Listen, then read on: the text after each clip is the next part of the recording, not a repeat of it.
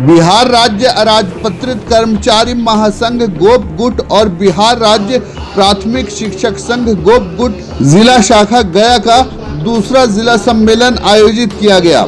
जिला परिषद सभागार में हुए सम्मेलन के खुले सत्र का उद्घाटन प्रदेश अध्यक्ष जियालाल प्रसाद ने किया, जबकि प्रतिनिधि सत्र का उद्घाटन बिहार प्राथमिक शिक्षक संघ गोप गुट के राज्य सचिव नवल किशोर ने किया। सम्मेलन में शिक्षक संघ के राज्य महासचिव नागेंद्र सिंह ने शिक्षकों की विभिन्न समस्याओं को लेकर सरकार पर सवाल उठाया। उन्होंने कहा कि शिक्षकों व कर्मचारियों के सवालों को लगातार अनसुना किया जा रहा है।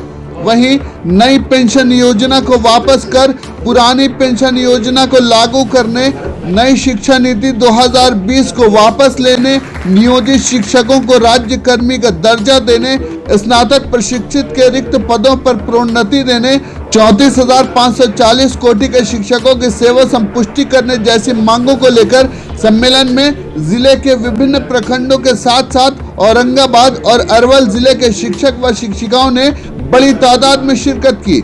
कार्यक्रम को विशिष्ट अतिथि के तौर पर शामिल डीडीसी विनोद दुहन और सदर एसडीओ इंद्रवीर कुमार ने संबोधित करते हुए कहा कि अराजपत्रित कर्मचारियों ने विभिन्न मुद्दों पर अपनी बातें रखी। उनकी बातों को सरकार जरूर सुनेगी और कर्मचारियों के हित में फैसला लेगी।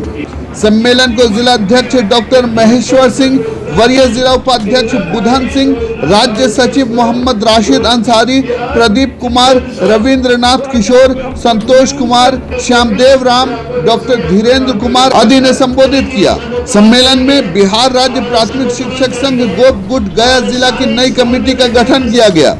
मोहम्मद हैदर अली खान को इस नई कमेटी का अध्यक्ष चुना गया, जबकि डॉक्टर मोहम्मद शहाबुद्दीन, जैनेन्द्र पंत, उपेंद्र कुमार, उमेश रजक व राकेश सिन्हा उपाध्यक्ष, वीरेंद्र कुमार जिला सचिव, विनय कुमार कोषाध्यक्ष, राजेश कुमार, गुड्डू कुमार, सुबोध कुमार, शकील अहमद, सत्येंद्र नारायण सिंह संयुक्त सचिव, मोहम्मद खालिद कबीर, वीरेंद्र कुमार, अरुण कुमार, मोहम्मद अख्तर हुसैन, संतोष कुमार संगठन सचिव एवं राजेंद्र बैठा प्रवक्ता के पद पर निर्वाचित हुए। जिला सम्मेलन के दौरान ही बांके बाजार और नगर निगम प्रखंड इकाई कमेटी का भी गठन कर दिया गया।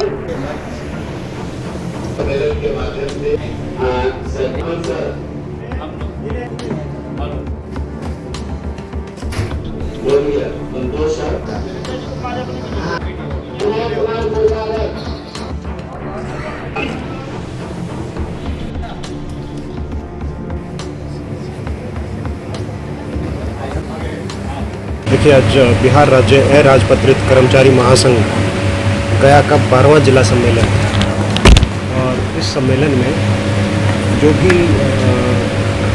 एम्प्लॉय ग्रुप्स हैं, जो भी इनका संगठन है, महासंघ है, इनके द्वारा डेमोक्रेटिक वे में जो भी डिबेट डिस्कशन की जाएगी अपने कंसर्न्स को लेकर, अपनी ग्रीवेंसेस को लेकर, वो एक सही तरीका है, एक डेमोक्रेटिक वे है अपने विचारों के आदान प्रदान करने का और संबंधित अथॉरिटी तक अपनी ग्रीवेंसेस रखने का।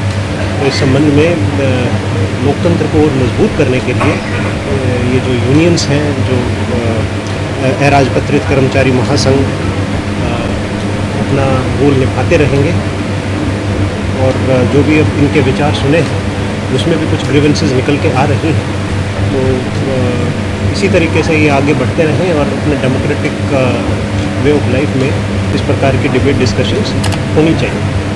इस तरह की जो डिस्कशंस होते हैं उसमें क्या आउटपुट निकल के आते हैं? क्या नियर फ्यूचर में कुछ फ़ायदा होगा इन कर्मचारियों को? जी, वो तो आप पिछले रिकॉर्ड्स देखिए, तो जो पिछले हम अगर रिकॉर्ड्स देखेंगे, अभी तो मेरे पास रिकॉर्ड्स नहीं है, तो उसमें पता लगता है कि अगर जेन्युइन कोई कंसर्न है, जेन्युइन कोई ग्रीवेंस है, तो आई एम श्योर उसका हल भी निकलता है। ये बिहार राज्य अराजपत्रित कर्मचारी महासंघ की बैठक है और ये जिला स्तरीय सम्मेलन है। ये बहुत ही बेहतरीन है और लोकतांत्रिक ढंग से अपनी बातों को रखने के लिए ये मंच होता है। और हर एक सेवा, जो भी सेवा है, ऊपर से नीचे तक जितनी भी सेवाएं हैं, सभी सेवाओं का अपना कोई न कोई संघ होता है और जिसके कारण संघ के द्वारा एक अपने मुद्दों को लोकतांत्रिक ढंग से जब सरकार के पास रखा जाता है तो पॉलिसी मैटर पर सरकार डिसीजन लेती है और निश्चित रूप से कुछ न कुछ होता है। तो इस तरह का निश्चित रूप से कहीं न कहीं तो है, ऐसा नहीं है कि हर एक आदमी को सब कुछ मिल ही जाता है।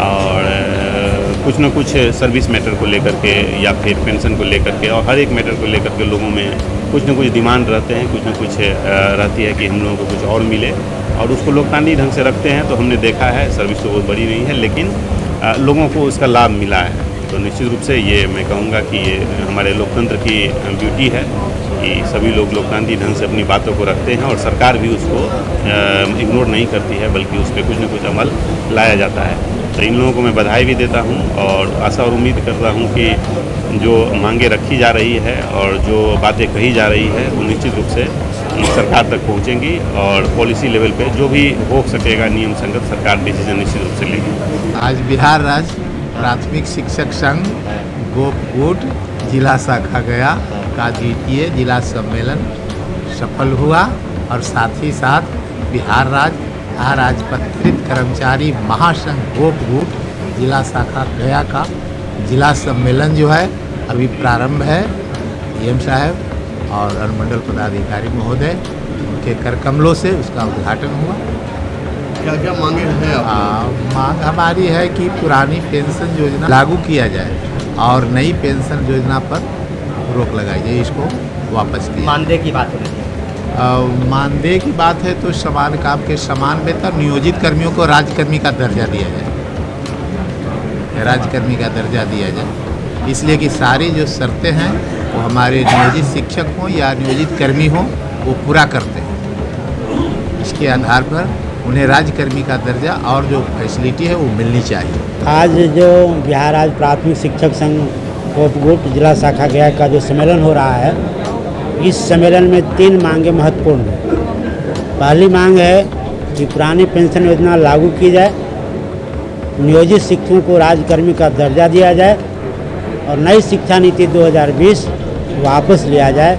इन्हीं 3 सूत्रों पर आज गया का जिला सम्मेलन संपन्न हुआ और गया के साथियों ने इन 3 मांगों को जोरदार तरीके से उठाया और मैं भी कहता हूं कि सरकार को इन 3 मांगों पर विचार करनी चाहिए। पहला तो पुरानी पेंशन योजना को लागू करना चाहिए, दूसरे जितने भी नियोजित शिक्षक हैं उनको राज्यकर्मी का दर्जा मिलना चाहिए और नई शिक्षा नीति 2020 जो गरीब के बच्चों को शिक्षा पर ताला लगाने वाला जो नीति है इसको वापस लेना चाहिए। जो आज सम्मेलन हुआ ये हमारा संयुक्त सम्मेलन हो रहा है। इसमें बिहार राज्य प्राथमिक शिक्षक संघ गोपगुट और बिहार राज्य अराजपत्रित महासंघ गोपगुट ये दोनों का संयुक्त बैठक है, जिसमें आज यहाँ 3 प्रखंड कमेटी का गठन किया गया। आपको नगर प्रखंड बिहार राज्य प्राथमिक शिक्षक संघ गोपगुट, नगर निगम बिहार राज्य प्राथमिक शिक्षक संघ गोपगुट और बांके बाजार बिहार राज्य प्राथमिक शिक्षक संघ गोपगुट, ये 3 प्रखंड का। और इसके बाद जिला कमेटी का गठन किया गया। जिला कमेटी में मैं यहाँ निर्वाचित हुआ हूँ। मेरा नाम मोहम्मद हैदर अली खां है। बिहार राज्य प्राथमिक शिक्षक संघ गोपगुट का मैं नवनिर्वाचित अध्यक्ष हूँ। ये बिहार राज्य अराजपत्रित कर्मचारी संघ 67 विभागों का ये मेल है, संगठन है, समझे। और इससे संबद्धता प्राप्त किए हुए इस संगठन में 67 विभाग जुड़े हुए हैं, उसमें भी हमारा शिक्षा विभाग है। आज प्राथमिक शिक्षक संघ गोपगुट का चुनाव हुआ है, जिसमें बहुत सारे साथी हमारे नए नए जुड़े हैं नया ऊर्जा के साथ। और वर्तमान परिस्थिति में हम शिक्षकगण का एक जवाबदेही होता है कि हमारे देश के विकास के लिए और लोगों के अधिकार और कर्तव्य उनको मिले आसानी के साथ, उनके भविष्य उज्जवल हो। हमें अपना कार्य मतलब चाबुकदस्ती से करना है ताकि सभी लोगों का विकास हो सके। शिक्षकों की बहुत बड़ी समस्याएं हैं, शिक्षक की गरिमा भी धूमिल हो रही है, सरकार शिक्षा में भी निजीकरण करने जा रही है, तो इसका मैं पुरजोर विरोध करता हूं। और एक सशक्त संगठन के रूप में गया जिला में आज बिहार राज्य प्राथमिक शिक्षक संघ गोपगुट का द्वितीय सम्मेलन के तहत एक नई कार्यकारिणी का गठन किया गया है, जिसमें मैं जिला सचिव के रूप में चयनित हुआ हूं। हम लोग का एक बहुत बेहतरीन टीम का गठन हुआ है और पूरे जोश खरोश के साथ इस संघ के माध्यम से शिक्षकों की हर समस्या को दूर करने का प्रयास करेंगे। क्या आपके घर, ऑफिस, स्कूल, कॉलेज आदि के फर्नीचर पुराने और आउटडेटेड हो गए हैं?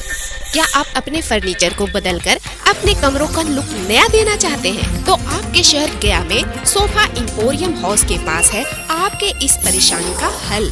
सोफा इंपोरियम हाउस में है एक से बढ़कर एक sofa set, dining set, centre table, study table, fancy झूला, सभी तरह के wardrobe, showcase, mattress, bedsheet, mattress protector, book shelf, 3 seater steel waiting chair के अलावा और भी बहुत कुछ। Address sofa emporium house, branch 1, north church road, Gandhi Maidan, near Axis bank. Mobile number 9431271862। Second branch address Tahira imperial building near Tanishq showroom, Swarajpuri road, Gaya. Mobile number 7999240540। Exchange offer धमाका। कोई भी पुराना सोफा, गद्दा या पलंग लाइए और इसके बदले में बिल्कुल नया सामान ले जाइए।